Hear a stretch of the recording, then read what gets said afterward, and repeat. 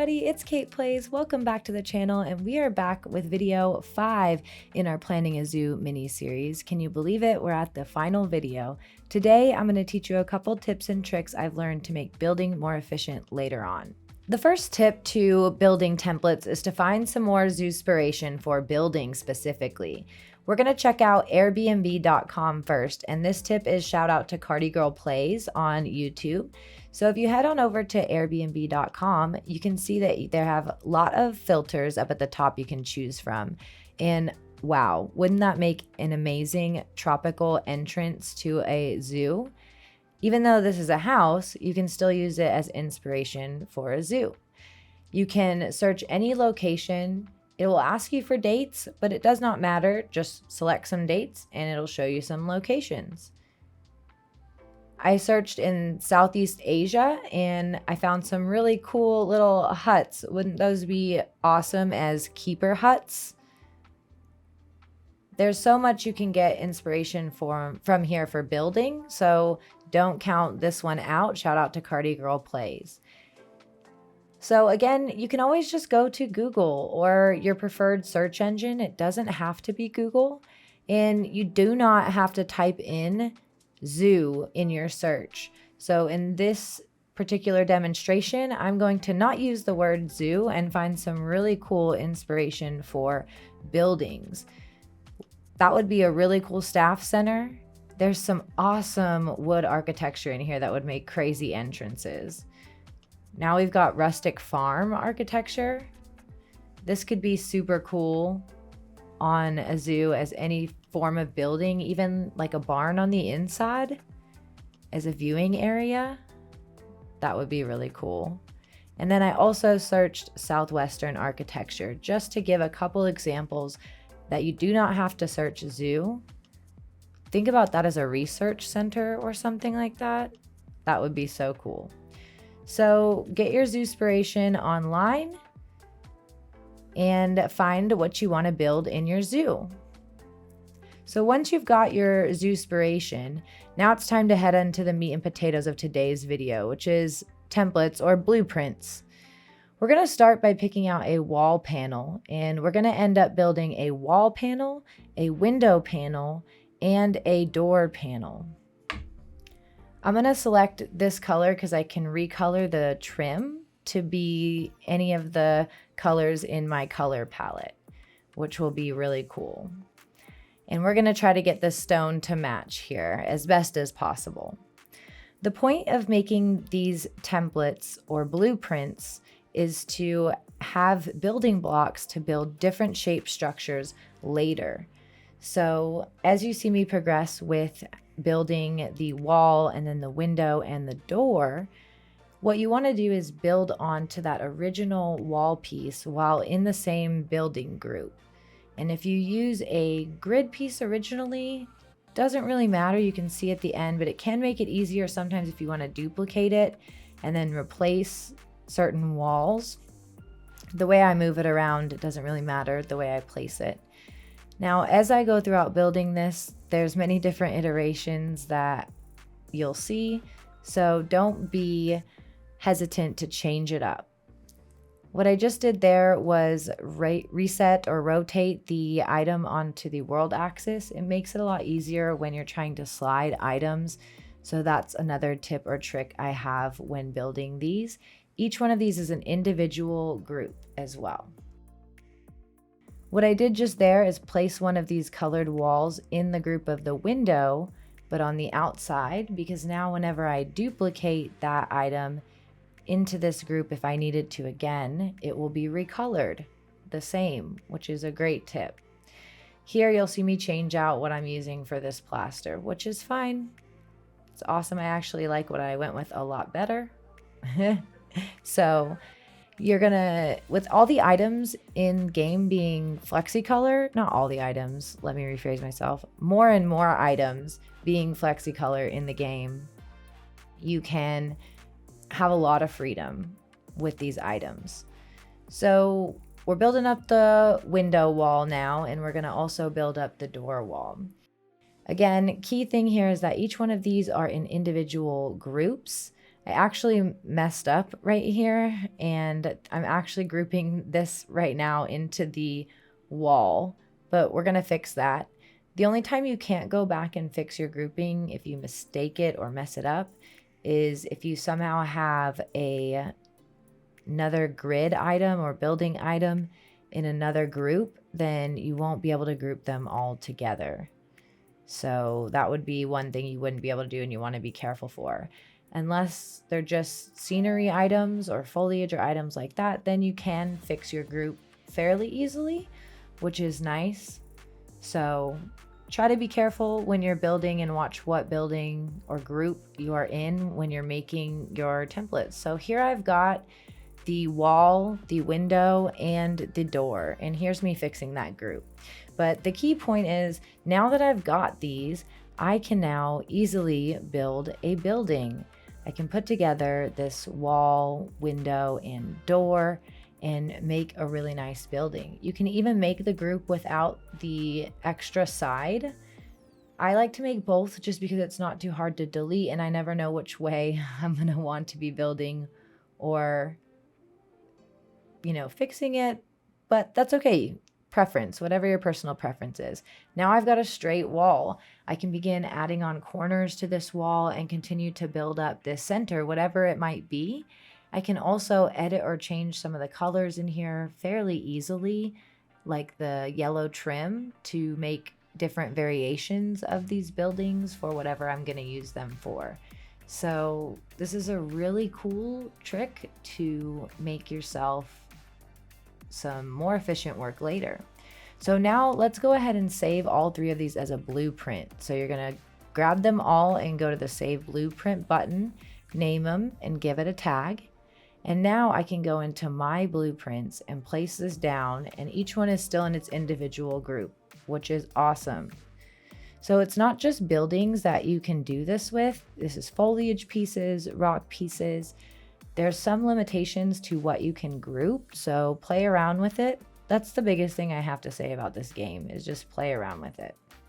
Now we're gonna make a couple blueprints of rocks.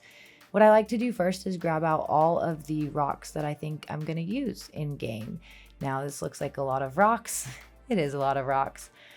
But I'm gonna go ahead and start by coloring the faux rocks. Very quickly, I decide this is not a good idea because coloring the green ones is not fun. So I used a Steam workshop link, which I will share in the description with you all. And this has the faux rocks all set up very nicely to color for me to grab this green mossy rock. And sometimes you do a little bit of wiggle work with it, which is completely fine. Make it work your build.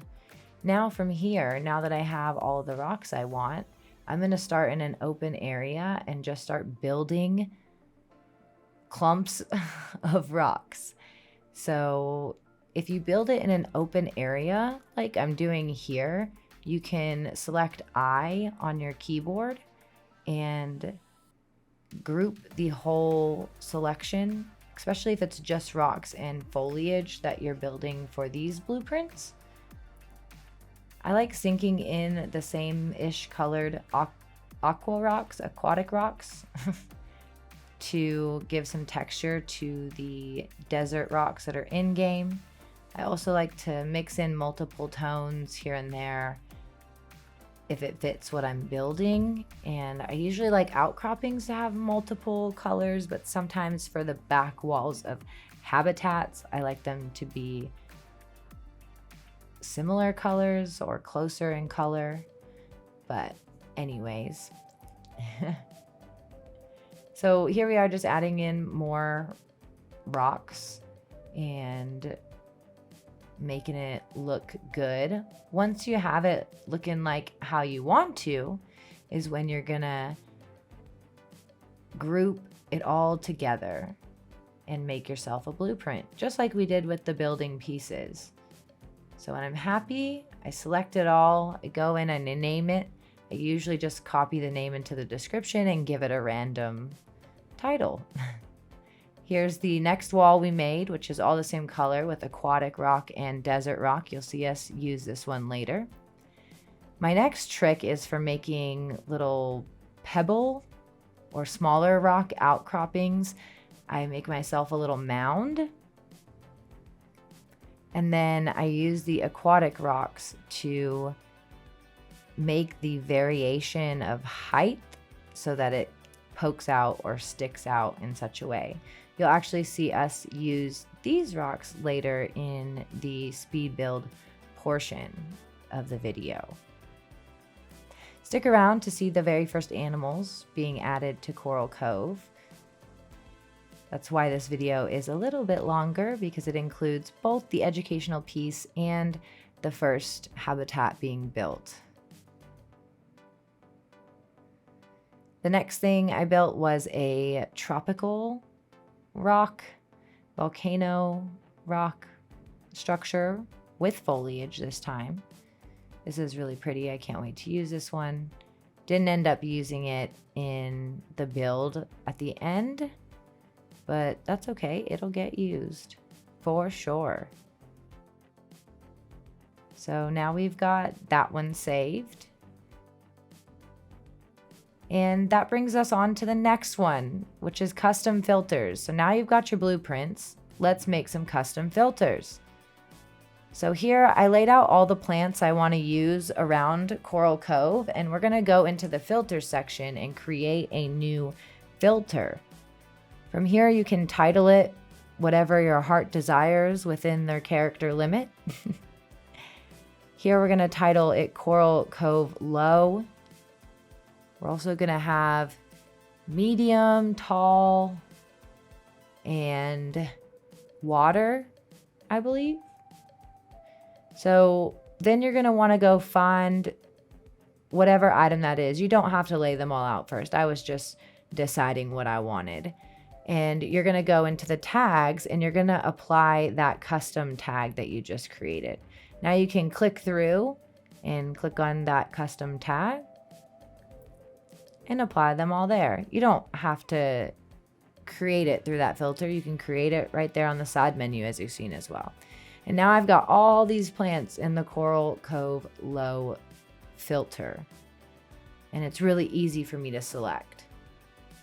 So when I'm building throughout a habitat, you'll see me use these, and that can help keep the foliage cohesive around your project. You can always turn off that filter and mix in different foliage for area specific sections, which I don't think I'll do that much in this because it's going to be a rather small project with similar foliage around the entire zoo. But now we've got custom filters. Yay!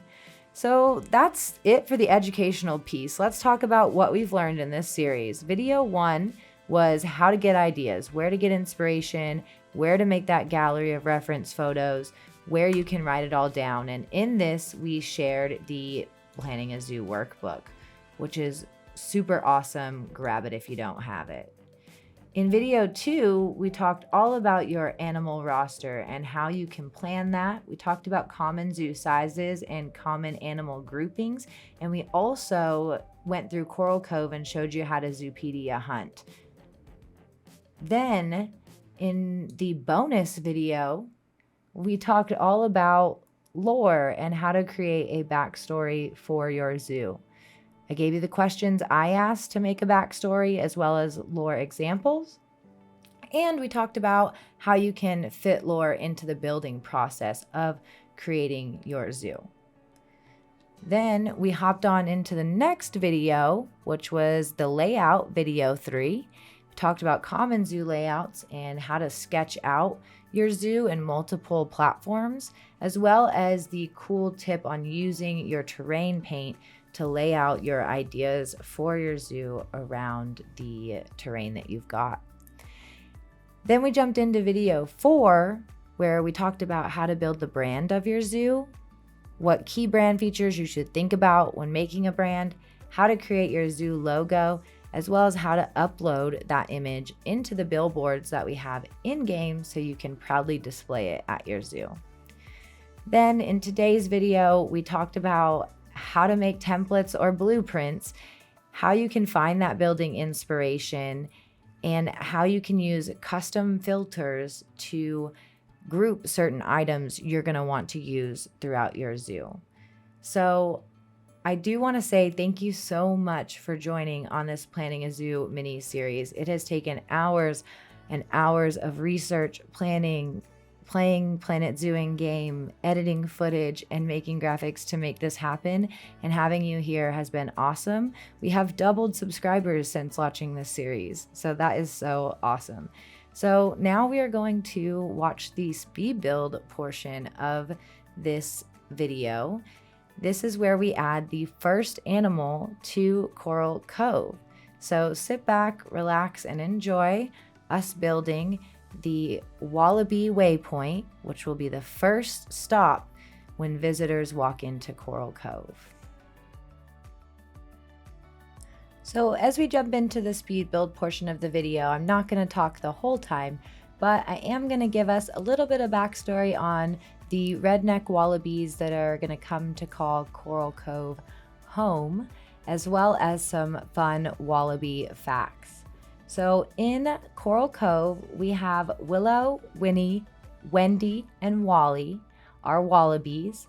They began life on the shores of a remote Australian island nestled within the heart of Oceania. The tranquil island was unfortunately devastated by a wildfire one summer, and the Coral Cove team sprung into action. We were able to relocate several of the animals safely, but our 4 wallabies were unfortunately badly burned. They were brought back to Coral Cove and rehabilitated, and now Willow, Winnie, Wendy, and Wally thrive at Coral Cove. So visitors, they definitely have fallen in love with them. They really like observing their unique personalities and marveling at their agility and charm. While I was building this, our 4 wallabies, words. What are they, my friends? Our wallabies got busy. I have since turned down aging, and hopefully we won't breed as fast. We'll see what happens here. But they have 3 babies. Yay! Right now we have 3 Joeys, W1, W2, and W3. So leave your votes in the comments for some W names for our wallabies. And with that being said, we're going to go through some fun wallaby facts, and then I will let you sit back and enjoy the rest of the video in peace. So wallabies are marsupials, as we know, which means they carry their young in their pouches, and they share this characteristic with other marsupials like kangaroos and wombats. We do have a variety of species, about 30 different species, and they come in various different sizes and colors. Our redneck wallabies are going to be one of the larger species. Wallabies generally are primarily herbivores, and they feed on grasses, leaves, and sometimes fruits and flowers, and it can be important for seed dispersal in their ecosystems. In their social structure in the wild, they're often found in small groups known as mobs. Generally, those mobs are run by a dominant male, and they may compete for mating rights, but the social structure is relatively fluid. They breed year-round, but peak birthing seasons are in the summer. Their gestation period is approximately 1 month, and usually 1 joey is born at a time and will stay in the mother's pouch for around 280 days, which is crazy. They do have really powerful hind legs that they use for hopping around, which is their primary mode of locomotion. And their strong, flexible tails, they use them for balance when hopping around and as a 5th limb when they are maneuvering through tricky terrain. Wallabies have natural predators like dingoes and birds of prey. However, their biggest threats are habitat loss and human activity like vehicle collisions. While many species of wallaby are considered to be of least concerned by conservation standards, some are endangered. Conservation programs usually focus on habitat restoration, predator control, and public education to help protect these fascinating little creatures. Stick around for the end to see some really cool and cute cinematics of the redneck wallabies, as well as hang out for the rest of the building process for the Wallaby Waypoint, which will be the first habitat that people have the opportunity to see when they enter the zoo. So again, I want to say thank you so much for everybody who's joined throughout this series. I've got a lot of new subscribers who've joined. As I said, we doubled, even though I'm a small channel still, that's still a big milestone for me. So thank you to everybody who's joined.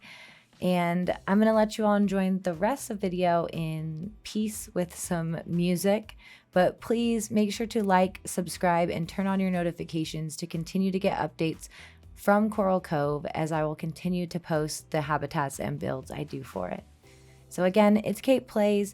Thank you so much for joining, and I hope you all have a wonderful rest of your day and happy zookeeping.